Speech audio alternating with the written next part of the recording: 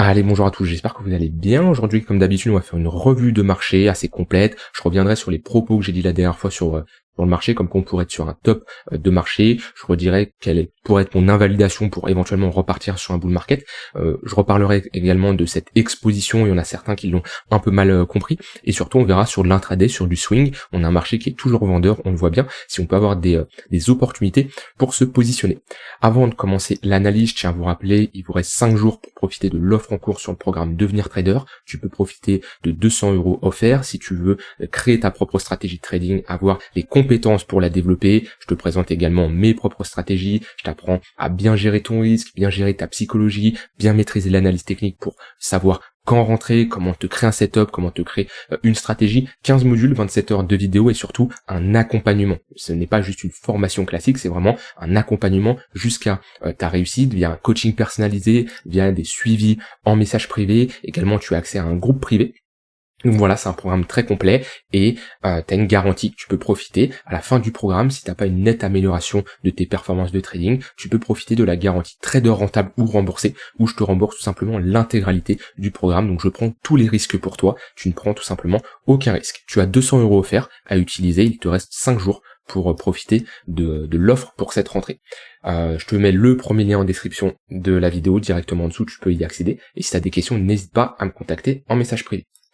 Alors, sur le BTC, on va revenir sur différentes choses. Bon, la première, c'est dans la dernière vidéo, je vous ai dit que on était potentiellement sur un top de marché, en tout cas vu la clôture monthly qu'on a fait, et comme quoi je réduisais mon exposition. Il y en a beaucoup qui se sont dit ah ça y est, on part en bear market, c'est la fin. Non, c'est pas comme ça qu'il faut absolument le voir. En fait, le problème c'est que les gens quand ils trade, la plupart c'est souvent noir ou blanc. C'est-à-dire que c'est soit ils ont raison, soit ils ont tort, soit ils perdent tout, soit ils gagnent énormément. C'est pas comme ça. C'est pas comme ça que ça marche, c'est important d'avoir ce curseur d'exposition.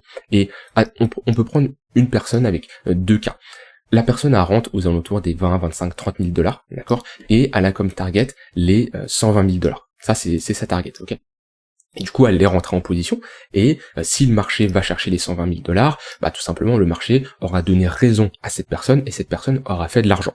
Maintenant, le marché peut lui donner tort, mais cette personne peut également faire de l'argent, et c'est ça le trade management, c'est ça la tenue de position. Ce n'est pas obligatoire que le marché te donne raison, tu peux également faire de l'argent. Admettons que la personne est rentrée ici et a coupé une partie de sa position à ce niveau-là, et que le marché fait quelque chose comme ça, est-ce que cette personne a eu raison dans son analyse, dans son scénario? Non. Est-ce qu'elle a fait de l'argent? Oui. Et moi, c'est ça que je veux faire comprendre, c'est que c'est pas obligé que ça soit blanc ou noir, c'est-à-dire que le marché va chercher les 120 000 $ ou qu'il retrace d'un coup. En gros, c'est pas obligé que soit on gagne, soit on perd. On peut avoir un curseur d'exposition, réduire son exposition, c'est-à-dire que la personne qui est rentrée ici, elle peut se dire, bah, elle va couper 10, 15, 20% de sa position, comme ça, au moins, elle a sécurisé des gains. Si le marché va chercher les 120 000 $, et ben, elle continue à faire fructifier son capital d'investissement en crypto, bien qu'elle l'a légèrement bridé parce qu'elle a pris bien sûr des profits, donc automatiquement sa taille de position est légèrement plus faible, mais au moins elle a pris des profits sur des niveaux intéressants. Et ça lui permet d'avoir une bonne gestion de son exposition au cas où on va plus bas pour potentiellement d'accumuler. Donc c'est ça, c'est quand vous avez un trade comme ça et vous faites de la gestion, on va dire de trade, c'est pas spécialement TP ou SL. Il peut y avoir des TP partiels à l'intérieur de c'est du trade management, hein, c'est gérer son trade. Et c'est là où souvent les gens ils sont un peu bornés, en mode ah bah je veux absolument avoir raison, mon TP ici je prends 100% de profit à ce niveau-là et pas avant. Et souvent le marché il fait ça. Au final l'analyse est bonne, c'est juste que ça aurait été plus intéressant de prendre des profits sur la montée. Certes, au lieu de faire peut-être un x10, x15, la personne fait juste un x5, x6, mais au moins, elle a bien géré son trade tout simplement de manière professionnelle. Donc souvent, l'erreur, c'est de se dire que c'est soit noir, soit blanc, et c'est pas comme ça que vous devez le voir, l'investissement. Encore quelqu'un qui fait du scalping, de l'intraday, ça peut un peu plus se comprendre, et encore, le trade management, c'est important, mais sur l'investissement, c'est encore plus important parce que c'est des positions qu'on va garder énormément de temps.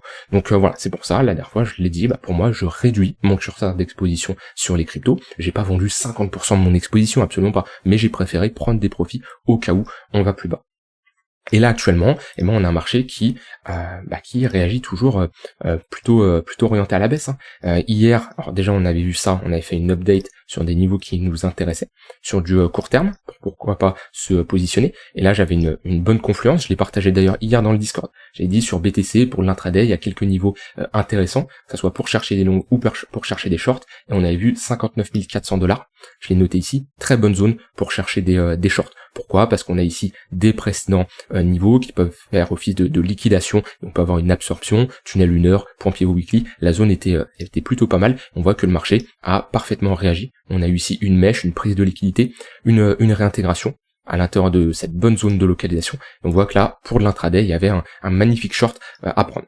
Donc ça c'est l'importance de, en amont, toujours tracer ces zones, d'accord? C'est pas au moment où on va chercher ce niveau-là que je me dis ah bah tiens je vais peut-être pouvoir short. Non, c'est en amont, je sais que c'est un niveau que je vais tout simplement surveiller et si on y va, j'agis en conséquence. Donc ça c'était un peu les différents scénarios à surveiller. Maintenant on est dans la zone que j'avais identifiée intéressante pour se positionner vers les 57 800 $, qui est cette zone-là. Globalement, alors c'est jamais un niveau précis, hein, mais voilà, c'est une zone d'intervention, c'est globalement cette confluence-là, avec le point pivot monthly, et on avait également hier un point pivot daily, qu'on n'a sûrement pas aujourd'hui, qui est légèrement plus bas. Vous voyez, la bonne zone de localisation aujourd'hui, elle était, et elle est toujours, sur ce niveau-là. Donc c'est là l'importance de tracer ces zones, hein, qu'on vient chercher comme ça, des niveaux de valorisation assez élevés. Alors, quand je dis niveau de valorisation, je me comprends, hein, on est ici sur de l'intraday, mais là c'est une zone où on peut avoir une réaction plutôt vendeuse, on l'a eu, on revient chercher des niveaux bas, bon c'est pas une zone ici on va chercher des shorts, c'est plutôt une zone déjà on va prendre des profits si vous avez shorté le marché à ce niveau-là,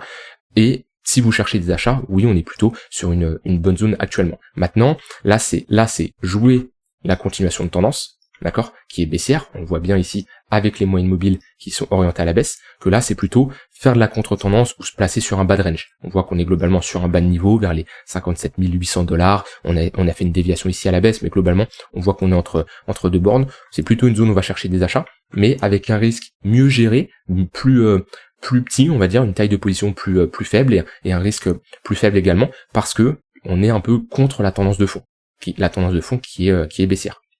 Vu qu'on est repassé en dessous du tunnel 15 minutes, on est sous le 1 heure, sous le 4 heures, d'accord? Donc, chercher des achats, pourquoi pas, mais avec un risque beaucoup plus faible. Et bien sûr, le but c'est de laisser courir les gains et couper rapidement les pertes. Admettons quelqu'un il prend un short ici, ITP, il a raison, et son trade se passe bien, il gagne de l'argent.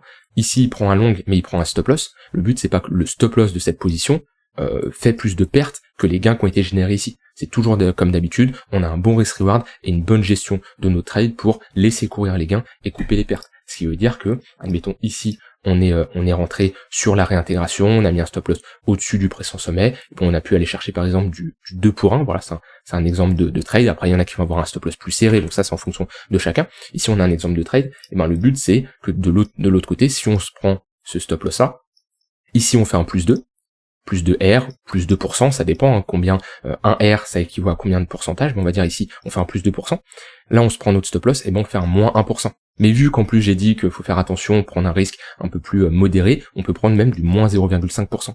Ce qui au final nous fait que on est en profit sur la journée. Et l'erreur, souvent, c'est d'avoir des risques reward trop faibles. Par exemple du 1 pour 1 ou du 0,5 pour 1. Alors, si vous avez une stratégie comme ça qui fonctionne, tant mieux. Mais en général, c'est plutôt rare. On essaie d'avoir un risk reward de 2 pour 1, 3 pour 1 au minimum. C'est là l'importance de laisser courir les gains et couper rapidement les pertes, d'accord? Ça peut être un problème dans votre trading. Souvent on pense que lorsqu'on trade, le problème c'est l'analyse technique. On va rajouter un indicateur à notre graphique. Combien d'indicateurs vous avez ajouté? Il y a de grandes chances que vous en avez testé plein. À chaque fois vous regardez une vidéo, vous voulez en ajouter un autre. Sauf que souvent le problème c'est pas les indicateurs, c'est surtout la gestion du risque, la psychologie, la perception et l'approche qu'on a du trading, d'accord? Et ça, voilà, chacun va avoir des problèmes différents. Je ferai sûrement une série de vidéos un jour sur plusieurs petits problèmes comme ça, des vidéos de 3, 4, 5 minutes, parce que je pense que l'analyse technique c'est qu'une petite partie du trading. Après il y a tout le côté psychologie, discipline, gestion de risque, etc.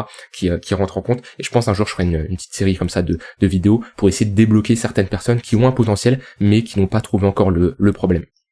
Donc voilà, en tout cas sur BTC, sur du court terme on est plutôt baissier. Ici comme j'ai dit, bonne zone pour chercher des achats. Si on revient chercher la zone des 58 500, là c'est plutôt une zone où on va chercher des shorts. On a une bonne confluence, point pivot daily, tunnel 15 minutes. On a également cette zone de résistance qu'on la break, donc qui a fait toujours office de résistance. Donc là, si je chercherais une bonne zone pour chercher des shorts, c'est plutôt cette zone-là. Voilà, je l'avais pas noté à ce niveau-là parce qu'elle n'était pas encore dessinée, mais voilà, nouvelle journée, du coup des nouveaux points, c'est là l'importance de regarder les charts un peu plus souvent. Après ça dépend si vous faites de l'intraday, du swing. À partir du moment où je fais de l'intraday, je dois regarder les charts tous les jours. Si je fais du swing, je vais regarder les charts tous les 2-3 jours. Bien entendu, la fréquence, l'unité de temps change. Donc voilà, mon avis sur le BTC. On est toujours dans une dynamique qui est assez compliquée, c'est pour ça que je réduis mon exposition de mon côté, c'est pas pour ça que on va aller chercher 30 000 $, et si le marché va chercher 80 000, 100 000 $, tant mieux, on est tous dans le même bateau, d'accord, ce qu'on cherche c'est à faire fructifier notre capital, moi c'est juste que je prends légèrement des profits, je réduis mon exposition, mais c'est pas pour ça que je veux le marché, je veux voir le marché s'écrouler. S'il baisse et il va chercher par exemple les 44 000 $, tant mieux, j'aurai du cash pour accumuler davantage certaines cryptos, notamment BTC, Ether et d'autres altcoins. S'il monte, eh ben j'ai toujours une bonne exposition sur le marché et je pourrais en profiter. Moi, bien sûr, si le marché monte, tant mieux, je demande que ça, bien entendu. Et on m'a demandé également, ouais, quelle est ta zone, alors je vais revenir en arrière, quelle est ta zone d'invalidation. Alors je vais revenir pour récupérer mes tracés que j'avais. Ok, on est bon. Quelle est ta zone d'invalidation? Donc à quel moment tu te dis que finalement d'avoir réduit cette exposition était, alors je vais pas dire une erreur, mais qu'on retrouve un marché qui est plutôt intéressant. Et ben moi ce que j'aimerais voir, c'est repasser au-dessus des 60 500 $. On repasse au-dessus de ce niveau-là, on reflippe ce niveau de résistance en support, et ben là on pourrait être à nouveau sur une déviation réintégration de tout ce range-là, et dans ce cas-là on pourrait viser les 64 000 $, les 67 000 $, les 72 000 $. Mais tant qu'on évolue en dessous, j'ai plutôt un biais qui est baissier, où pour moi on a des chances de revenir chercher des targets beaucoup plus basses. Voilà, vous avez globalement mon scénario sur le BTC et mon avis, que ce soit sur du court terme, sur du moyen terme et sur du long terme. N'hésitez pas d'ailleurs, ceux qui sont pas dans le groupe Discord, je partage comme ça des idées, j'avais partagé BTC, j'avais partagé Ether, Ether on a été un poil plus haut, on va le voir juste après, mais voilà, des fois je partage des charts, je partage des avis, des idées de trade, même on discute également, il y a des gens qui posent des questions, je leur réponds, mon but c'est toujours de vous accompagner, de vous aider, que vous soyez débutant ou plus confirmé. Alors, Ether, c'est globalement pareil, alors il était un peu plus fort, il avait un peu mieux réagi que BTC les dernières heures là, mais pareil, il se fait rejeter dans le tunnel lunaire. Donc on voit qu'on est toujours dans une dynamique de fond qui est baissière et on retrouve pas spécialement une pression acheteuse, parce que ce qui aurait été bien c'est de break ce tunnel 1 heure. Dans ce cas-là, on aurait de grandes chances d'aller chercher le tunnel 4 heures. Et moi la zone que je surveillais si on breakait ce tunnel 1 heure, c'est cette zone là. On avait une bonne zone vers les 2680, une bonne confluence tunnel 4 heures, cette zone de résistance. Et je crois qu'on avait un point pivot weekly légèrement en dessous. Voilà, tout ça là c'était une bonne zone intéressante. Bon, on l'a pas break, du coup on se réadapte au marché. Alors je vais pas être en mode je longue pour aller chercher ce niveau-là. Non, c'est j'attends qu'on va chercher ce niveau-là, et quand le marché y va, là ok, je cherche des shorts parce qu'on est dans une bonne zone. Là actuellement, on a on a rejeté dans le tunnel 1 heure. On a ici une épaule, tête-épaule d'ailleurs, on continue cette tendance qui est plutôt baissière. Est-ce que c'est une zone actuellement où je vais chercher des shorts? Non, on est sur un bad range, c'est pas une bonne zone, d'accord? Tracez un volume profile quand vous tradez un range et vous dites très bien, en dessous de la value area high, on va plutôt chercher des achats ou ne rien faire, et au-dessus de la value area la value area low, et ici, donc en dessous de la value area low, on cherche des achats ou on ne fait rien, et au-dessus de la value area high, on cherche plutôt des shorts, ou bien sûr, comme j'ai dit, on ne fait rien. Ici, au milieu, on a notre value area, là on a notre value area high, et là notre value area low. Et la value area ici représente 60% des volumes échangés. Donc dans un range, on se positionne jamais au milieu de range, c'est pas le meilleur endroit. Ici, c'est un peu les gens qui veulent faire mumuse, ils trade ici. Nous, en tant que trader professionnel, on veut se placer sur des niveaux intéressants. Et quand on trade le range, et on se positionne sur les extrémités. Donc ici, on cherche des shorts. Ici, on cherche des achats. Et on TP où? Soit l'extrémité opposée, soit le milieu de range. Si on voit qu'on n'arrive pas à repasser le milieu de range, c'est qu'on a une pression qui est bien présente de l'autre côté. Et à savoir qu'une tendance baissière comme ça, orientée, les moyennes mobiles orientées à la baisse, quand on range, on a plus de chances de break par le bas. Donc moi ce que je vous recommande c'est plutôt de shorter les points hauts et les points bas. Vous pouvez long, mais pareil, on va repartir du même principe de tout à l'heure, on réduit le risque, parce qu'on est à contre-tendance. Oui, on est dans un range, mais la tendance qui précède ce range-là est baissière, donc plus de chances d'avoir une continuation. Donc voilà pour Ether, j'ai pas grand-chose à ajouter de plus. Globalement, toujours dans une dynamique qui est plutôt baissière après cette pattern de retournement qu'on a réalisé. Ce qui serait bien sur Ether, ça serait de repasser au-dessus de ce niveau-là. On reflippe ce niveau de résistance en support, on réintègre un pression range, et ben target pour moi d'aller faire au moins un nouveau sommet aux alentours des $4000, parce que techniquement quand on réintègre un range comme ça, la chose la plus courante qu'on fait c'est d'aller chercher l'extrémité opposée. Un peu similaire à là, hein. Là on avait un range, ça c'est un range, hein. Une borne basse, une borne haute à ce niveau-là. On voit que cette zone-là a fait office de résistance, on l'a réintégré, directement on a été chercher l'extrémité opposée. Bon, ça c'est quelque chose d'assez classique qu'on réintègre comme ça des niveaux. Vous avez mes niveaux sur BTC et Ether, sur l'intraday ça on a vu BTC, on a vu Ether. Solana je surveille des niveaux également plus hauts, que j'ai partagé dans le Discord. Solana, c'est Solana ça, ouais. Solana, voilà, on était sur un niveau intéressant et je surveille la zone au-dessus, sauf qu'on n'y a pas, on n'y a pas été. Hein. Et c'est ça le trading. Hein. Des fois, la zone, on va y aller, mais de très peu. Moi, j'avais dit 139, $140. Bon, on s'est arrêté vers les 137. C'est ça. Quand on trade, on trace une zone, on met des alertes à ce niveau-là. Voilà, je mets une alerte parce que je ne reste pas devant les écrans pendant 4 heures à attendre, à me dire vas-y Solana monte pour prendre un trade. Absolument pas. J'ai mon alerte, j'ai mes zones. Le marché y va. Bah, je regarde ce que le marché me propose, si on a des patterns de retournement, si on a un signal vendeur, je réagis en conséquence en prenant un trade ou non. Et si le marché n'y va pas, bah, je ne vais pas FOMO. D'accord. Ce qu'il faut comprendre, c'est que quand vous avez une charte, vous quadrillez votre charte. Vous avez des zones qui vont vous intéresser. Très bien. Vous avez vos zones. Hop. Des zones acheteuses, des zones vendeuses. Ce qui se passe entre ces zones, on s'en moque. On s'en moque. Et votre but, c'est de trader dans vos zones. Si le marché, il fait ça, et il y va pas, c'est pas pour prendre un trade ici, d'accord? Parce que vous n'avez pas un risk-reward qui est intéressant, vous n'avez pas votre setup qui est respecté, et vous devez être sélectif. On vise la qualité. On n'est pas là pour prendre 400 trades par semaine et à passer 30 heures devant les charts. Voilà, ce que je veux faire comprendre, c'est moi, je prends très peu de trades, mais quand je prends des trades, c'est parce que j'ai confiance en mon setup. Mes setups, d'un point de vue statistique, me montrent qu'ils fonctionnent, d'accord? Donc je vais peut-être des fois avoir 3-4 trades seulement par semaine, des fois plus, des fois moins, ça dépend, d'accord? C'est le marché qui décide. C'est pas moi qui décide combien de trades je prends. C'est le marché qui décide de combien de trades que je vais prendre en fonction de lui ce qu'il va nous faire. Et je ne vais pas courir après des trades. Ça pareil, c'est souvent on se positionne, en tout cas moi je le faisais quand j'ai commencé à trader il y a pas mal d'années. Enfin il y a pas mal d'années, il y a 5 ans. J'étais sur des unités de temps assez courtes, comme ça 5-15 minutes, et je me disais allez, faut que je trouve une opportunité. Ok, là il y en a peut-être une, j'attends. Mais en fait c'est pas ça trader. Trader c'est avoir des règles qui, statistiquement parlant, sont rentables, prouvent que ces règles, si on les suit, sont rentables, avec des statistiques, du backtest qui a été réalisé via un journal de trading, et du coup, on a confiance en notre setup, et quand ce setup s'exécute, on rentre en position avec le risque adéquat, et voilà, c'est ça trader, d'accord? C'est une prise de décision suite à un enclenchement de règles qui sont déclenchées, avec une bonne gestion de risque. C'est pas se dire, bah tiens, peut-être là, si le marché fait ça. Non, c'est pas ça. Ça, c'est jouer au loto parce que vous avez pas de stats, vous savez pas si vos setup fonctionne, et voilà, si ça marche, tant mieux, sauf que le problème, c'est, si ça marche, vous allez associer ce setup-là à ça fonctionne, sauf qu'un trade, c'est pas assez pour faire prendre du recul hein, sur un setup, il faut plusieurs trades, et du coup, vous allez peut-être trade ce setup qui, au final, ne fonctionne pas et va vous faire perdre de l'argent. Voilà, on a vu BTC Ether, pas grand-chose à dire de plus. Hier sur les marchés US c'était férié. On a ici une réaction plutôt vendeuse aujourd'hui, ce qui ne me surprend pas. Pourquoi? Parce que on revient chercher un pression ATH. Donc des zones d'ATH c'est des zones de résistance. Donc c'est pas ici qu'on va chercher des achats. Il y a aucune confirmation ici pour chercher des achats. Alors peut-être sur l'intraday, sur du 15 minutes, tunnel 1 heure, pourquoi pas. Mais quelqu'un qui veut prendre des swings, c'est si on vient chercher le tunnel 4 heures, le tunnel daily. Mais là on est sur un niveau de résistance. On a plutôt de chances d'avoir une réaction vendeuse. Attention, si on marque cette structure de top, qui serait une structure de top weekly, on aurait une inversion de notre dynamique, et on passerait dans une dynamique baissière en weekly. On pourrait avoir un retracement un peu plus important. Et je vais tracer un Fibonacci quand même sur du long terme.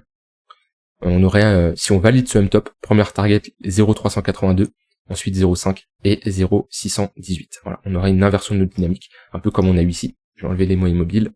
Ouais, hop, bonne dynamique haussière à ce niveau-là. Et là, hop, structure de top. Et là, des creux des sommets de plus en plus bas. Le top, il est encore plus marqué sur le Nasdaq. On le voit bien ici. Inversion de notre dynamique. Et là, dynamique baissière. Donc là, on cherche plutôt des shorts. On a les moyennes mobiles qui sont break, moyennes mobiles orientées à la baisse. On cherche des shorts. Et là, on pourrait être dans le même cas de figure, avec une structure de retournement. C'est pas le cas encore, mais si elle arrive, on va être plutôt sur un marché qui est baissier. J'ai rien d'autre à ajouter. On a vu BTC sur du long terme. Je suis revenu un peu sur ce que j'ai dit la dernière fois sur mon exposition, sur l'intraday s'il y avait des opportunités. Voilà, je tiens à vous rappeler, si vous voulez vous former, développer les compétences, des vraies compétences. Je parle d'une vraie approche du trading, pas l'approche que vous allez voir sur internet, la stratégie 100% des réussites qui va vous faire devenir rentable en 2 semaines. Ça c'est du pipeau, c'est des conneries, ça fonctionne pas. Ça c'est des gens qui vont vous faire inviter via un lien d'affiliation, etc. Au final vous allez perdre votre argent, vous allez perdre votre temps. C'est pas ça. Je vous parle d'une vraie approche du trading, une vraie vision avec bien développer votre stratégie, avoir les compétences pour la développer. Je vous montre également mes stratégies, ma manière de fonctionner sur les marchés. C'est pas pour ça que vous devez prendre exactement la même, mais vous pouvez vous en inspirer. Et surtout, le plus important, et pour moi c'est le plus important parce que c'est ce qui m'a permis d'être rentable, c'est d'avoir un accompagnement. J'ai suivi des formations, j'ai regardé des vidéos, mais ce qui m'a le plus permis de progresser, c'est d'avoir cet accompagnement, de pouvoir poser des questions, d'avoir des réponses, d'avoir un coaching, etc. C'est vraiment quelque chose qui permettra de progresser rapidement et surtout efficacement. Tu as 200 € offerts, il te reste 5 jours pour en profiter. Je te mets le premier lien en description. Je te souhaite une très bonne soirée et on se dit à demain pour une prochaine vidéo. Bye bye.